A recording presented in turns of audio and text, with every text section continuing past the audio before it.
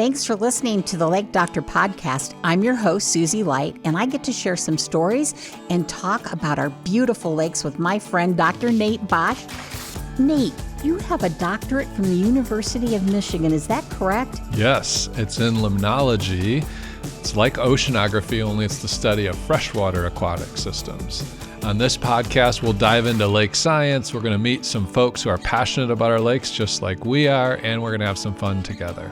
You can learn more about the topics in this episode or support the Lilly Center's work by visiting our website, lakes.grace.edu. In today's episode, we have Amanda and Tashina from the Kosciusko County Soil and Water Conservation District. We are so excited about today's episode.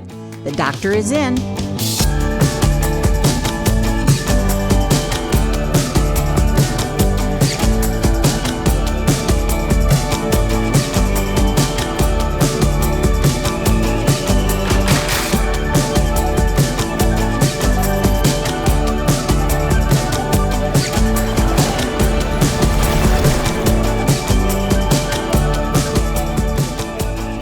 Joining this episode of the Lake Doctor Podcast. Today we have Tashina and Amanda from the Kosciusko County Soil and Water Conservation District. We're going to call it Conservation District. That's a lot of acronym stuff you've got going on there. So first of all, welcome. We want you both to tell us a bit about yourselves. So I have been with the Soil and Water District for 3 years now. I was with Wabash Soil and Water District 4 years prior to that. But on a personal level, I grew up in a Clydesdale farm in Allen County. And then I ended up going to Manchester University, and I got my degree in environmental science from Manchester. And since graduation there, I have worked in every governmental entity there is. So I've worked with federal government, state government, and now local government. Wow, that's great. Yeah, thanks for being here. And Amanda, tell us a bit about you. Yeah, so I grew up on a row crop farm in Akron, Indiana, over in Fulton County. So spent a lot of time outdoors growing up, helping my dad out with their excavating business and the farm and camping, all those fun things. I went to Tippecanoe Valley for school, so totally a local gal. Went to Purdue and studied wildlife management in their forestry school there. It's a great program. And when I graduated, I went to work for the Missouri Department of Conservation, working on their brown-headed nuthatch reintroduction project and helping to manage some of the MODIS stations that were in Missouri, reporting on what kind of birds and bats and things we were detecting at the stations. And then my husband and I are both from Akron, so we moved back to the area eventually, and we live on the Tippecanoe River. You know, we were joking earlier that we have the birders on this side of the table and the hobby farmers on that side of the table. Tashina, tell us about your hobby farm. Yes. So we have a very small farm over by Chapman Lake. We're just south of the Conservation Club over there. So we have a high tunnel. So we have extended growing seasons for our specialty crops. So high tunnel is one of those big like hoop houses? Mm-hmm. Okay. Yep. So it's in-ground growing. It's not a greenhouse where you'd be growing in pots on shelves, but it's in-ground. So yeah, we've been fiddling around with that for quite a while. And then we also have a miniature pony that bounces around from time to time for my daughter. And then we have 2 cooney pigs that we got this last year. Hey, you had any pigs on your hobby farm? No, we do not. At least not yet. That sounds kind of interesting. See? Yeah, we've got chickens. We've got some barn cats, a rabbit. We've got some alpaca and also some sheep as well. Ah, yeah. So if your 2 farms came together, would you still be a hobby farm? I don't know. It's getting pretty big then at that point. So, Amanda, we were talking about birding and a fun app that we share to identify birds. Tell us a bit about what you're doing at the Conservation District, because you're the educator person there, right? Yes. So I'm the education coordinator. I do most of our educational programming that's outside of the agricultural realm. So Tashina, as our soil health specialist, works with farmers on education, and I work with everybody else. So I do K through 12 education. We take kids out to local natural areas on field trips. We run a rafting program, which is really fun. We have one here on Grassy Creek. And then we also assist with a rafting program at Tippecanoe River State Park that the Arrowhead Country RC&D group, which is a 10-county group of conservation districts, does. And that program has been going for over 30 years. So we have a rafting legacy. That's pretty exciting. Yeah. But you're also doing something with naturalists? Yes. Yeah. So I also coordinate the Indiana Master Naturalist Program for our county. So that's a program of the Indiana Department of Natural Resources, and its focus is to bring experts into our county to teach adult learners about different natural resources topics. So the class runs once a year, and we have about 8 different topics that we cover, ranging from wildlife to forestry. We do an astronomy class, geology, and we have a lot of fun. We listen to a lecture from the professional that we bring in, then we do some sort of field experience. And another part of the program is that the Master Naturalist interns spend time volunteering in the natural resources field, because you really learn more from doing hands-on things and volunteering. I think they get a lot more out of the experience by having that whole well-rounded volunteer experience as well.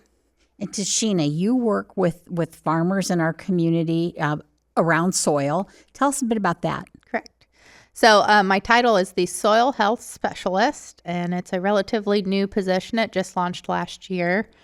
So the key framework of my position is to be working with any producer. So whether that's a large row crop producer or a specialty small farm grower, trying to learn about their operations, how we can improve some of their soil health on their farms, what programs would fit best for them, that sort of thing. So a lot of my work is just one-on-one, going out to a farm, visiting with folks, getting to know what practices they are doing and why, and if there's any room for improvement, scenarios like that, just building relationships. And then also making those connections within our community as well. So agro-business folks, whether it's private or building on our federal relationships and our state relationships. There's elevators to build relationships with, and insurance agents, and anyone in the ag business. So healthy soil. I mean, if I go out to my garden and I look at the dirt that's there, it's dirt to me because I'm not that plugged into healthy soil. Mm-hmm. What does healthy soil mean? What does it look like? How do I get it? Yes, so healthy soil can be anything that is has a large diversity, whether that is through the crops that you're producing or the microbial life in the soil, the entomology that's around. It's building organic matter. It's having better infiltration where you're not having crusting and ponding issues. It's having the appropriate balance of your chemistry, so your nutrients that are growing the crops that you're trying to grow. There's a lot of facets to it. I saw a demonstration once where they took 2 fields right across the road from each other, mm-hmm. and one had been no-till, and the other had been tilled, and they looked at the soil, the water absorption. Mm-hmm. In your professional opinion, where's the healthier soil going to be? Well, definitely in the no-till, probably. Especially with water infiltration. So the more plant growth you have in a healthy soil, you're going to have more aggregate stability. You're also going to have more organic matter. So it's every 1% of organic matter can allow each acre to hold 20,000 gallons more of water. Wow. And that's important to us mm-hmm. because we're working with water, right? Right. Yeah, we want to see water infiltrate down into the soil and then percolate to deeper layers rather than running off the surface and washing soils or nutrients mm-hmm. or other things in. We get to bring Grace College students out to a local farm every fall, and you've helped with that mm-hmm. Before, and that's such an amazing time when you guys bring your rainfall simulator out and do that demonstration like you were just talking about, Susie, where you've got the different dirt dug up from different fields under different management scenarios, and you can see that rate of runoff versus infiltration. And it's a pretty stark contrast with the coloration of the water that's coming off, as well as the amount of water that's running off versus infiltrating in. That's a really cool simulator that you guys have. Mm-hmm. What kinds of educational opportunities or initiatives is the Conservation District working on right now? Well, I talked about Master Naturalist a little bit. That's our big adult program that we have. Most of what we do is with K through 12. So we work really closely with the STEM schools that are in the Warsaw School Corporation. We also work some with Tippecanoe Valley schools. And we really focus on getting students outside in their community so that they can develop a connection with their local land and have positive experiences in the outdoors.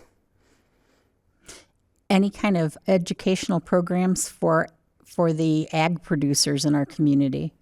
Yep. So in March, we just hosted SoilCon, which was we had over 100 people at this event. We had speakers come in from across the country. It was pretty successful as far as I would be concerned. So yeah, that was great. And then this summer, we have several research opportunities coming in, as well as a women's learning circle that we're going to be partnering with Purdue Extension on. Oh, talk a bit more about that. Purdue Extension hosts the Annie's Project, which is a several-week-long course directed to women in ag. And then these women learning circles got started out of Iowa and now have migrated into Indiana. And so this is more of a one-day snapshot. So it's targeting women who are in ag, whether they've inherited land and they want help, or they are one of the main farmers on the operation. So it's just allowing those women to have a space to communicate and talk openly and be able to ask what we would call dumb questions and not be judged. No dumb questions. Yeah, exactly. Yeah. And then, of course, there's always field work with that. So then in the afternoons, we go out and do some field analysis of soil health. So you both talked about some of the partnerships that you're working with, Purdue, the local schools. What other kinds of partnership opportunities are you looking for? Additional things? Are you partnering with anybody else that we need to know about? If they're in the county, we would partner with them or like to partner with them. Yeah. We're open to anybody, I'd say. But yeah, county surveyor, Purdue Extension, all the lake organizations around the county. We do a lot with the Watershed Foundation. They help us with our rafting trip that we do for sixth graders every year, and some other projects. Cool. So lake associations, though, could reach out to you for help on educational opportunities. Mm-hmm. Okay, nice. Nate, there is a soil connection between the work that you're doing. Tell us a bit about that. Yeah. So speaking of soils and some of the educational programs that we're doing with some of the local schools, you guys at the Conservation District have been involved in those, and it's wonderful to have your soil expertise come into those sort of aquatic focused programs for a lot of youngsters in our community. And as you said, in kind of a hands-on way, right, Amanda? Mm-hmm. And then as these students grow up to be maybe agricultural producers, but maybe not, they're going to be helping to make good decisions. And so that educational is one connecting point. And then looking tangibly at the actual lakes and streams themselves, there would be kind of an indirect and then a direct connection with soil. So whenever soil then gets into an aquatic environment, if it comes off an agricultural field or a construction site or a stream bank, we would call it sediment then. And that's typically a negative thing in an aquatic system. Directly, what it will do is we call it siltation. If it starts to settle out over gravel beds or sandy areas that some fish use as habitats, and so it can, or aquatic insects, so it can cause some problems there directly. But then indirectly, that soil often has adsorbed nutrients, so nutrients that are kind of hitchhiking with the soil particle, and that can flow down a stream into a lake, and those nutrients then can cause algae to grow in the lake. And as we've been learning, some of those algae can produce toxins, which can be harmful to people and pets. It's also just something that makes the lake not as clean then as well if you have excess algae, or it can cause more rooted plant growth, like what we would call weeds in lakes as well. Rooted plant growth, weeds. Thank you. That's not a scientific name. That's the algae is a plant too, Okay. and so you got to distinguish between the rooted plants and the free-floating plants. All right. Thank you for clarifying that. You've always wondered that, I'm sure. I have. I know. I grew up near Mentone, and agriculture was part of our not planting crops so much, but still we were around a lot of folks who did. And farmers, like that topsoil that's on their land is their black gold. Mm-hmm. So what kind of programs can a farmer work with you so that they can preserve and not have so much like runoff? Correct. So the whole reason my position exists is to promote soil health. So that's building organic matter within your topsoil with sustainable practices. So whether that be reduced till, no-till, introducing cover cropping, if you want to install waterways to prevent gully erosion, filter what kind strips, of erosion? Gully erosion, gullies. Gully. Oh, Yeah. Okay, got it. Filter strips between the row crop production and the ditch so to prevent any surface runoff that way. What's the fun aspect of your work? Well, just about every day is fun at my work. Sometimes I can't believe that I get paid to go play with kids in the creek and run around the county to all these cool natural areas. So I really do enjoy working with the students. That is probably how I spend most of my time during the school year, is out in the field with kids. I enjoy showing them that there's value in our landscapes around here. I feel like sometimes we forget to talk about how amazing Indiana's resources are. And so it's fun to see kids experience like finding a crawdad for the first time and picking it up and holding it and just being like so amazed. And so my job's very rewarding. There's a lot of fun. Do you have cool. crawdads at the Lilly Center? We do, yeah, in some of our Okay. aquariums, yeah. And do you have a fun aspect, the thing that you like, oh, that is the most fun part of my job? I think all of it's very rewarding. It's a very uphill battle at this point. I'm still trying to find my base in this position and build relationships, but just having one-on-one conversations and getting to know folks and what their operations are and why they manage the way they do. I mean, I love one-on-one conversations. So Building those relationships, Yep. that's always key, isn't it? We've noticed that, Nate, in working with donors to the Lilly Center. If you could change one thing when it relates to soil in our county, what would be that one thing? I think we should go from 13.5% cover crop acres to 100%. That's a dream. That's pretty cool. So 13% currently. So cover crops, kind of explain that to those who may not understand what a cover crop is. Yeah, of course. Yeah. So when you have your cash crop, whether it be corn or soybeans in this area, most likely, and that comes off in the fall, a cover crop is a variety of plant that gets planted that will hopefully overwinter, but some varieties don't need to overwinter if they don't want to mess with termination in the spring. So these cover crops live over winter and they help build the organic matter in the soil, which in return allows for water infiltration and Less nutrients. fertilizer, maybe? Yes, it's holding on to more nutrients. Yeah. So I noticed a lot of times in the fall, these airplanes that my husband would say, oh, it's a crop duster. Not at this time of year, honey. It's not a crop duster. Correct. They're planting. Yep. What kind of cover crops get planted by air? Anything that doesn't have to be planted in the soil. So there's some varieties of cover crop that do best if you drill them in. There's some varieties that will do fine with an aerial application. Now drones are coming into the market, so drone aerial application is on the market. There's high boys that can go above the crops of the corn. They interseed it in before it's harvested.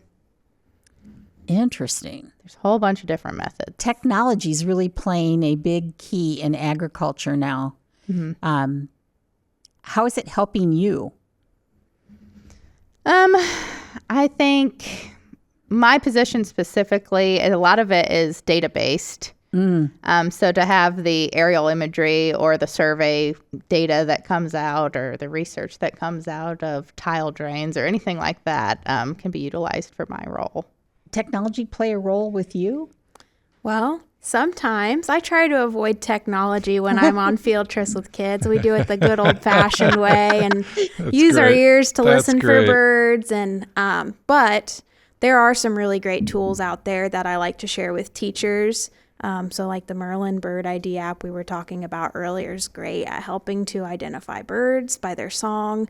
There's an app called Seek by iNaturalist that it has a software that when you point your camera at a plant or an animal or a mushroom, it will help you identify it.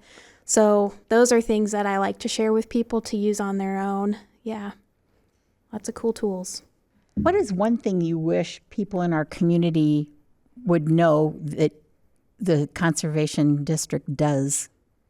I do think we're a well-kept secret just because we're part of the local government and not a public entity or a private entity, I mean.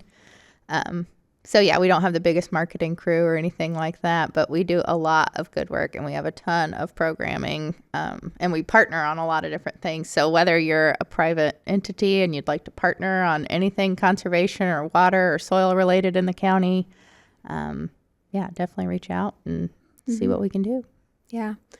I'd say one of our strengths is that we're very well networked. So we're connectors. We work in the U.S. Department of Agriculture building alongside the Natural Resources Conservation Service and the U.S. Fish and Wildlife Service. There is a soil and water district in every county in the state of Indiana. And so if we don't know the answer to your question, we can connect you to somebody who is going to be a reliable source of information.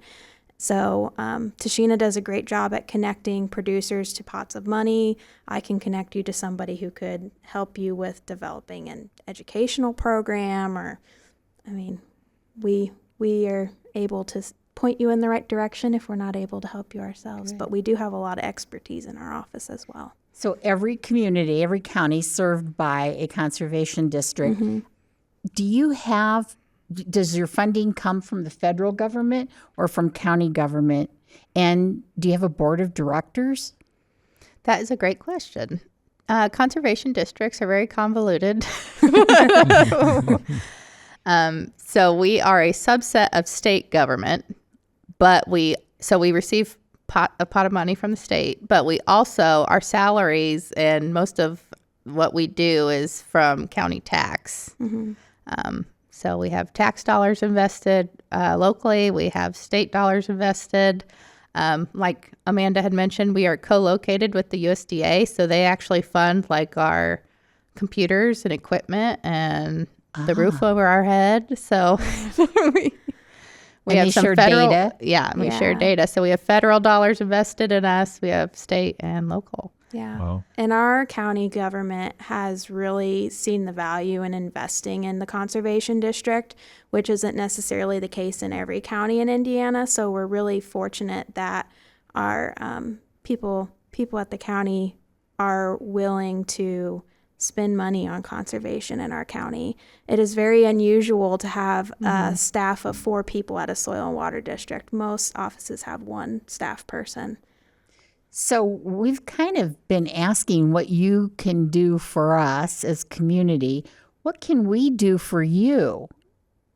Well, one thing I always need is volunteers who are passionate about conservation. And we have about 40 regular volunteers. And I think in 2023, they put over 1,200 hours of service in.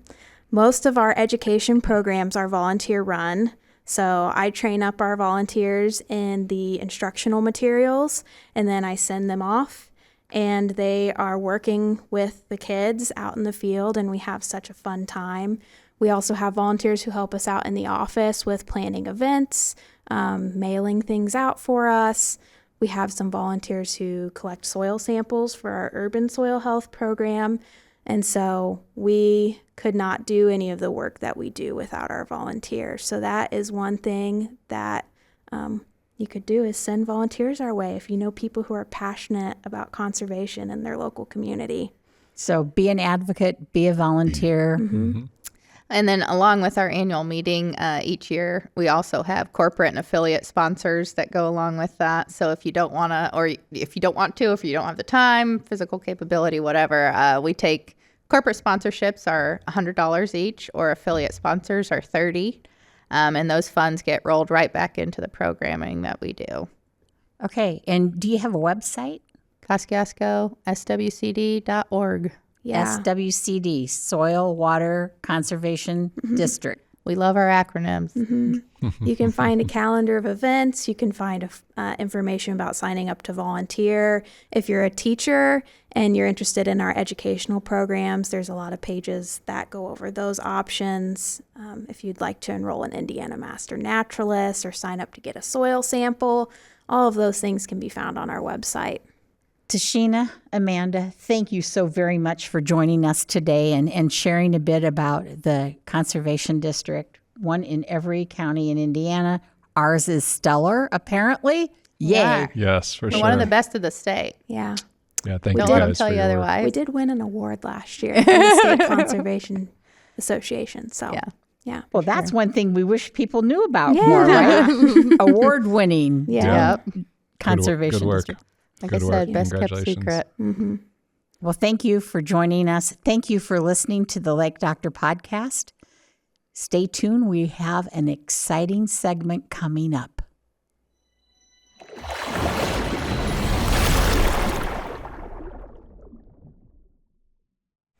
Hey, I'm Dr. Nate Bosch. We're here on a sandbar today in one of our local lakes, Winona Lake. You can see behind me is a stream. This is called Cherry Creek.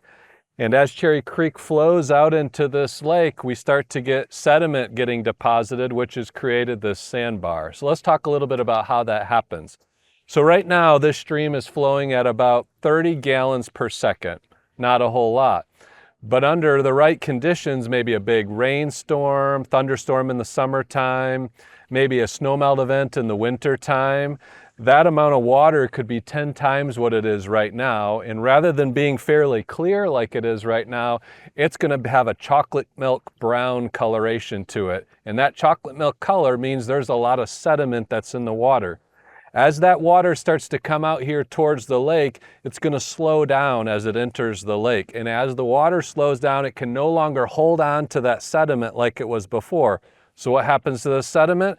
It starts to deposit on the bottom of the lake, leading to this sandbar. If I pull up some of this sediment here, you can see we've got some gravels in here. We've got some sand, which is a little bit coarser of a soil particle. There's some clays in here as well, a little bit of organic material, which gives it that darker color. And so what we're seeing here is we're seeing everything that used to be up on the land in the drainage area or the watershed of this creek that has come into the creek and then washed into this lake, creating this sandbar. So what impact might that sediment have on our downstream lake? One, it could start to what we call silt out some areas where fish normally would do spawning and lay their eggs. That could cause some problems. It also can bury some areas where we'd have good types of plants, like aquatic macrophytes, we call those, in a lake, and that could be a bad thing as well. But perhaps the worst thing that the sediments bring with them into the lake is something we call nutrients. Nutrients, there's two major types of nutrients in lakes that we keep track of. One is nitrogen and the other is phosphorus. There's different types of nitrogen, like ammonia, nitrite, nitrate, even organic nitrogens. There's also different types of phosphorus. It could be particulate or dissolved phosphorus. The dissolved form of phosphorus actually will adsorb onto sediment particles, almost like a hitchhiker. So as the sediment particle comes into the lake and settles out, the phosphorus comes right in with it and settles out there as well. And when we get nutrients in the lake, those are going to cause some different things to happen in the lakes themselves. We'll get more plants to grow.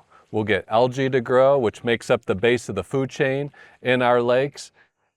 And if we get too much nutrients, which is the case in this lake and most of the lakes around the Midwestern United States, we get an excess of those aquatic macrophytes, those weeds, and an excess of algae, that phytoplankton, which can start to cause problems. Too many weeds can start to hinder the ability of recreation. It can start to hinder even the ability for fish in some instances where things start to get too crowded and we don't have that natural type of vegetation and the natural amount of vegetation. On the side of phytoplankton or algae, we can actually have toxic phytoplankton which can grow in our lakes, and those toxins can be harmful to people and their pets. So let's talk about a little bit, where is the sediment coming from as it comes from this stream? Even the ducks out here enjoy this sandbar area. The sediments are going to come in a couple different areas. They'll come from the stream channel itself, and so along the stream channel you'll have areas of erosion. Maybe a tree falls in and what used to be held to the bank with the roots of that tree, now it's exposed dirt and it's open to erosion as the water level starts to increase after a rain event, for example. You also could have the sediment coming from the land itself. Maybe it's an agricultural field that doesn't have a cover crop on it during the fall or winter months or early spring months. Maybe it's a construction site that doesn't properly have the silt fence around that construction site. Maybe it's along a roadway where there's exposed dirt and that could get washed into a roadside ditch, which could go into a stream and then end up into a lake like we are here today. All the while, again, those sediments, as they get washed into the lake, they're bringing with them nutrients into the lake, which can cause some of the problems we see in our lakes with excess weed growth and excess algae growth. All right, so we've talked about some of the problems associated when soil runs off the land and moves into an aquatic environment where we call it sediment, and then creates a sandbar or something like this where I'm standing today. Let's talk about what we can do about it to be a little bit more responsible with those soils in the landscape. So let's start with thinking about that stream channel that might be eroding. There's different restoration techniques that can be done on a stream channel. Probably the simplest is just planting some native plants. Those native plants are well adapted to our area here in the Midwestern United States. They don't need a lot of maintenance as far as nutrients or irrigation. They're going to have deep roots that are going to hold that soil in place rather than allowing it to erode into the stream channel and then come into a downstream lake. We can also look at what can be done up on the land itself, even away from the stream. So let's think about agricultural, since we have a lot of agricultural area around our lakes and streams here in Kosciusko County. Agriculture can have filter strips along edges of fields which can intercept some of those sediments that might be running off. Agriculture can also do things like no-till or cover crops. No-till is, as the name would suggest, not tilling the soil and instead injecting seeds into the soil at different times of the year to grow those cash crops.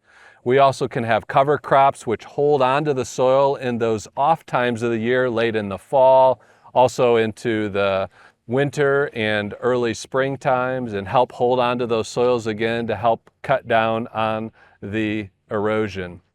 Not just agriculture though, people's properties, a new construction site, for example, of a home being built or a business being built, having silt fences along the edge, maybe even on the outside of the silt fence, having some sort of a filter strip of vegetation that can help, again, intercept some of those soil particles so they don't get into one of our aquatic ecosystems. Thinking about golf courses, for example. What sort of filter strips can be around the edge of the golf course property? Thinking along roadways where sometimes there's exposed soil. How can we cut that down and have grasses, preferably native grasses, in some of those areas? Again, we want to hold on to those soil particles. Nobody wants to lose those soil particles from a golf course or from a yard or from an agricultural field. So let's hold on to them on land rather than letting them get into one of our aquatic systems. Thanks for listening to this episode of the Lake Doctor Podcast. Join us next time. It's bound to be fun. Listening to this podcast is the first step to making your lake cleaner and healthier. Visit our website for full studies of our applied research and discover some tangible ways you can make a difference on your lake at lakes.grace.edu. We'll see you next time. The doctor is in.